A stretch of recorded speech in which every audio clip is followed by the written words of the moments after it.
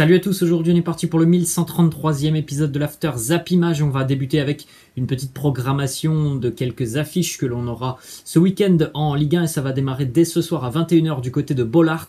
Le Racing Club de Lens va recevoir le Stade de Reims malheureusement. On rappelle que ce match se jouera à huis clos. Ensuite on aura aussi par exemple samedi à 17 h Montpellier-Strasbourg. Nice-Brest, ça sera à 21 h. Dimanche 13 h, c'est bien à 13 h ce match entre Rennes et le Paris Saint-Germain. 15 h Monaco-Bordeaux. 17 h le déplacement à l'Olympique de Marseille du côté de Lille. On va poursuivre les amis avec les résultats de la veille en Europa League pour cette deuxième journée de la phase de groupe. Vous faites un petit arrêt sur image pour découvrir l'ensemble des résultats. À noter notamment la défaite du Napoli à domicile face au Spartak Moscou sur le score de 3-2, la victoire de l'Olympique Lyonnais, le match nul de l'AS Monaco. L'OL s'est imposé tranquillement face au champion du Danemark, Brøndby. 3-0 pour les Gaunes avec un doublé de Karl Toko Ekambi et un joli but de la tête de Wissam Aouar qui est arrivé lancé comme une fusée dans un match complètement dominé et maîtrisé par l'Olympique lyonnais qui a vraiment marché sur son adversaire hier. Quelques statistiques sur Karl Toko Ekambi. Son histoire avec l'Europa League est une véritable romance. 9 matchs pour Karl Toko Ekambi en Europa League, 6 buts, 6 passes décisives. Pour rappel, Karl Toko Ekambi a déjà participé à l'Europa League, notamment avec Villarreal. Ensuite, on a deux déclarations de Peter Bosz. Premièrement, il nous dit « Les joueurs prennent du plaisir avec la manière dont on veut jouer. S'ils prennent du plaisir, c'est moins fatigant. Ce que j'aime, c'est qu'on a joué comme ça jusqu'à la fin du match. On a gagné 3-0 et non pas 3-1. Et pour moi, ça aussi, c'est très important. Toujours de bonnes choses du côté de l'Olympique lyonnais. Et comme le dit Peter Bosz, on sent vraiment une équipe et un groupe qui est soudé derrière son entraîneur et surtout un groupe qui adhère aux idées du nouvel entraîneur lyonnais. Autre déclat de Peter Bosz sur l'objectif de cette phase de groupe de l'Europa League. L'objectif pour l'Olympique lyonnais est très simple, c'est de terminer en tête de cette phase de groupe et c'est plutôt pas mal parti pour les Gaunes avec déjà 6 points pour l'Olympique lyonnais. L'OL devra donc affronter sur la 3e journée le Sparta Prague qui s'est imposé hier d'ailleurs face aux Rangers. 1-0. Autre résultat hier, le match nul de l'AS Monaco. Un bon point pris par l'ASM du côté de la Real Sociedad. C'est Axel Disasi qui avait ouvert le score pour Monaco. Égalisation de Merino pour la Real Sociedad. Ensuite, on continue aussi avec les résultats des matchs de 21 h. Vous faites un petit arrêt sur image aussi là pour découvrir l'ensemble de ces résultats. Notez la victoire de Leverkusen, du Betis Séville, la victoire de West Ham, de la Lazio. Le match nul de l'Olympique de Marseille face à Galatasaray. Du côté de West Ham, victoire 2-0 pour les Hammers pour leur retour en Coupe d'Europe à domicile, avec notamment un but pour Declan Rice et puis aussi un but pour l'international algérien Saïd Benrahma. C'était d'ailleurs son premier but en Coupe d'Europe dans toute sa carrière évidemment. Il est encore jeune, Saïd Benrahma. On continue les amis avec le résultat de l'Olympique de Marseille. L'OM a été tenu en échec hier par Galatasaray sur le score de 0-0 avec une première mi-temps assez moyenne dans ce match. On n'a pas eu énormément de situations et puis on a vu l'OM accélérer en seconde mi-temps. Après, faut aussi dire que cette équipe de Galatasaray, elle a proposé un contenu plus que cohérent, notamment défensivement. Ça n'a pas été une partie de plaisir pour les Phocéens pour réussir à trouver des espaces dans cette défense turque. On a une déclaration de Matteo Guendouzi qui nous dit qu'il y a eu pas mal de nervosité car on n'a pas réussi à concrétiser nos occasions. Sur l'action litigieuse, je suis déséquilibré. Le joueur ne touche jamais le ballon. C'est embêtant de prendre 10 minutes pour checker et ne rien donner. Il y a eu aussi cet appel à la VAR avec un penalty qui était espéré du côté de l'Olympique de Marseille. Malheureusement, après appel à la vidéo, le penalty ne sera finalement pas accordé aux Phocéens qui n'ont pas vraiment compris cette décision. Durant ce match, nous avons eu de belles images en tribune avec notamment juste avant le match eh bien, le tifo des supporters marseillais. Malheureusement, ce match a aussi été entaché de quelques débordements en tribune, notamment des jets de fumigène qui sont souvent partis de la tribune des visiteurs, hein, de la tribune des supporters turcs.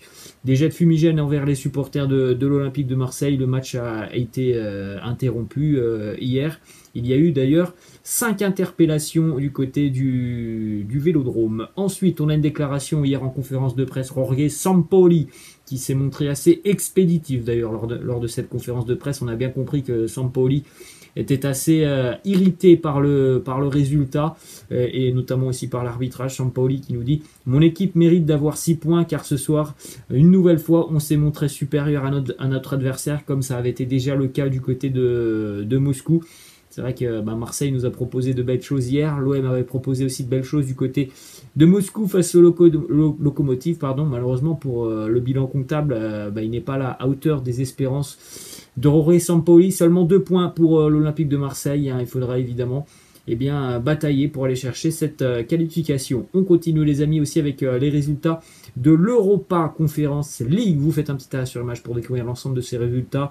Nous, on va se concentrer évidemment sur le Stade Rennais qui s'est imposé 2-1 hier du côté de Arnhem aux Pays-Bas dans un match compliqué pour les Bretons où le Vitesse Arnhem a mené 1-0. Et puis en seconde mi-temps, Serhou Guirassy et Souleymana ont permis à Rennes de s'imposer. D'ailleurs, le Stade Rennais a joué à 10 contre 11 en plus de ça hier. Petite déclaration de Serhou Guirassy qui nous dit avec le carton rouge qu'on prend, il fallait qu'on se montre solide. C'était très difficile sur la fin de match, on a fait preuve de caractère, il faut garder cela. Autre résultat dans cette Europa Conference League, et d'ailleurs ça concerne le groupe du Stade Rennais, c'est le carton de Tottenham qui s'est imposé hier 5-1 face aux Slovènes de Murat avec un but pour Dele Alli, un but pour Giovanni Lo Celso et un triplé pour Harry Kane. Triplé pour Harry Kane inscrit en l'espace de 20 minutes. Il est entré en seconde mi-temps, Harry Kane, en 20 minutes, il a inscrit un triplé. Il est d'ailleurs devenu le premier joueur de l'histoire à avoir déjà réalisé un triplé en Champions League, un triplé en Europa League et donc un triplé dans cette nouvelle compétition qui est l'Europa Conference League. On continue les amis avec quelques informations en ce qui concerne la Champions League. Cristiano Ronaldo a marqué face à Villarreal et donc Villarreal est devenu la 37e victime de Cristiano Ronaldo en Champions League. Lionel Messi lui a marqué contre 36 clubs différents. Et bien pour Ronaldo, cette fois-ci, c'est 37. Ensuite, on a une petite information qui concerne Georgios Athanasiadis, qui est le portier du Sheriff Tiraspol, qui a été mis à contribution face au Real Madrid. Une belle récompense pour lui, puisqu'il vient d'être élu joueur de la semaine en Ligue des Champions après un énorme match face au Real Madrid et de nombreuses parades. Ensuite, direction Paris avec une déclaration de Dominique Sévrac qui travaille du côté de l'équipe et du côté du quotidien Le Parisien. Nous dit Messi a fini meilleur buteur du championnat espagnol, il a gagné la Copa América, il y aura bientôt la remise du Ballon d'Or et évidemment il reste le favori. Évidemment, je pense que Lionel Messi remportera certainement ce Ballon d'Or. La Copa América y est pour beaucoup dans l'avènement de Messi sur ce prochain Ballon d'Or. Je pense qu'il le remportera et je pense que ce Ballon d'Or sera en grande partie lié à cette consécration enfin avec sa sélection argentine. Ensuite, on a une information qui concerne l'avenir de Kylian Mbappé, toujours sur le départ dans moins d'1 an, même si on sait que Paris reviendra certainement à la charge au niveau de la prolongation de contrat. Le remplaçant de Mbappé serait d'ores et déjà tout trouvé du côté de Paris. On jettera son dévolu sur Erling Haaland. Le PSG serait même le mieux placé dans ce dossier pour l'accueillir, puisque Paris a toujours entretenu de très bonnes relations avec Mino Raiola. Et en plus de ça, on sait aussi que les exigences salariales de l'attaquant norvégien sont absolument hallucinantes. Il y a très peu de clubs en Europe qui peuvent se permettre donc de répondre aux exigences de l'entourage d'Erling Haaland. Le Paris Saint-Germain en fait partie. Ensuite, direction Barcelone, une déclaration de Frenkie de Jong après la défaite des Catalans face au Benfica Lisbonne. Frenkie de Jong qui nous dit « Pour moi, la solution n'est pas de changer l'entraîneur.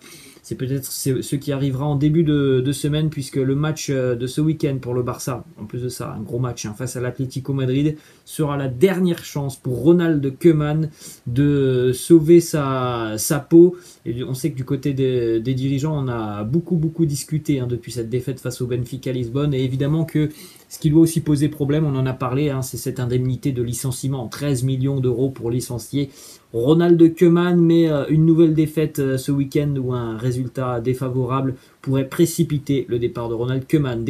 Plusieurs déclarations d'ailleurs de Luis Suarez qui nous dit « J'espère marquer ce week-end contre le Barça, mais si cela arrive, je ne célébrerai pas mon but car j'ai la plus grande estime pour ce club. Cette équipe a encore beaucoup de talent en son sein et peut sortir de la situation dans laquelle elle se trouve. » Autre déclat de Luis Suarez sur sa relation avec Ronald Koeman. Il nous dit « Koeman m'a traité avec mépris comme si j'avais 15 ans et Bartomeu m'a dit que j'étais un mauvais personnage dans le vestiaire. » Autre déclat de Luis Suarez sur la guerre au Barça. Il nous dit « Au Barça, il y a une guerre qui fait mal aux joueurs. J'ai parlé avec Xavi et je lui ai conseillé d'attendre. Ce n'est pas le moment idéal pour lui de signer là-bas. Il est intelligent. Il sait très bien qu'il doit attendre. » On regarde cette petite image, les amis, où on a les pistes les plus chaudes pour remplacer Ronald Koeman. On a donc évidemment Xavi, Andrea Pirlo, Roberto Martinez, le sélectionneur de la Belgique, et puis Marcelo Gallardo, l'entraîneur de River Plate. Direction cette fois-ci Chelsea, une déclaration de l'ex-entraîneur de Romelu Lukaku, Antonio Conte, qui ne comprend pas comment Chelsea utilise Romelu Lukaku. Il nous dit « Je ne pense pas que Chelsea ait encore compris comment utiliser Romelu. La saison dernière, il n'avait pas un véritable avant-centre, donc il faisait un roulement, alors que Romelu est une vraie référence en attaque. S'ils peuvent comprendre comment utiliser Lukaku, alors Chelsea peut devenir l'équipe à battre en Ligue des Champions cette saison. » Ensuite, on continue les amis du côté de l'Inter Milan. Une petite information sur le maillot des interistes, puisque l'UEFA a contraint l'Inter à faire modifier son maillot extérieur pour y faire disparaître le motif du serpent. Le règlement de l'instance européenne interdit la présence d'un motif pictural sur les maillots. Donc c'est pour ça que l'Inter n'a pas porté son maillot avec le serpent ce mardi du côté de l'Ukraine pour affronter le Shakhtar. Une petite information en Première Ligue à l'aube d'un gros choc ce week-end entre Manchester City et Liverpool. 2 absents du côté de Liverpool, pardon. Thiago Alcantara et Trent Alexander-Arnold ne disputeront pas cette rencontre. On continue les amis évidemment avec la liste de Didier Deschamps pour les prochains matchs de l'équipe de France, à savoir la Ligue des Nations. Vous faites un petit arrêt sur l'image pour découvrir l'ensemble de cette liste. On note la présence des 2 frangins Hernandez qui seront donc réunis pour la première fois sous le maillot de l'équipe de France. Une petite déclat de Didier Deschamps sur le choix de Théo Hernandez comme milieu de terrain. Il nous dit « Théo, je l'ai mis en milieu de terrain, il est plutôt offensif, mi-défenseur, mi-attaquant. Donc au final, je l'ai choisi au poste de milieu de terrain. » Ensuite, on a une déclaration de Didier Deschamps sur la présence d'Aurélien Tchouaméni. Didier Deschamps qui nous dit tout simplement « Il est jeune, mais il dégage beaucoup d'assurance, il a un gros volume de jeu et il n'a pas été impacté émotionnellement par sa première sélection. Il a un potentiel et un avenir international devant lui. Il a beaucoup de personnalité. C'est vrai que ça a été l'une des grandes satisfactions du dernier rassemblement de l'équipe de France. » Autre déclat de Didier Deschamps sur la non-convocation d'Eduardo Camavinga. Il nous dit Eduardo sort d'une période difficile pour lui. Le fait d'arriver au Real où il a connu une titularisation et fait des entrées en cours de match montre qu'il est sur la bonne voie. À lui de continuer comme ça. Autre déclat de Didier Deschamps sur la non-sélection d'Olivier Giroud. Il nous dit je fais des choix sportifs par rapport à d'autres joueurs qui sont là, qui étaient là aussi au dernier rassemblement et qui ont donné satisfaction. Je reste sur cette position et je reste sur ce choix aujourd'hui. Ensuite, on continue les amis avec la liste des joueurs sélectionnés par les champions d'Europe. Roberto Mancini, le sélectionneur de la Squadra Azzurra, a sélectionné une liste de joueurs pour participer lui aussi au Final Four de la Ligue des Nations. Faites un petit arrêt sur l'image pour la découvrir. On va terminer les amis par la liste de Vahid Halilhodžić, le sélectionneur des Lions de l'Atlas, la sélection marocaine qui, elle, disputera des matchs de qualification au Mondial 2022. Vous faites un petit arrêt sur l'image pour découvrir l'ensemble de cette liste. À noter quand même l'absence d'Hakim Ziyech, l'absence d'Amin Harit et l'absence de Noussair Mazraoui. Voilà les amis, la fin de cet After Zap Image. J'espère que ça vous a plu. N'hésitez pas comme d'habitude à lâcher un petit pouce bleu. Je vous laisse, je vous dis à la prochaine. Ciao.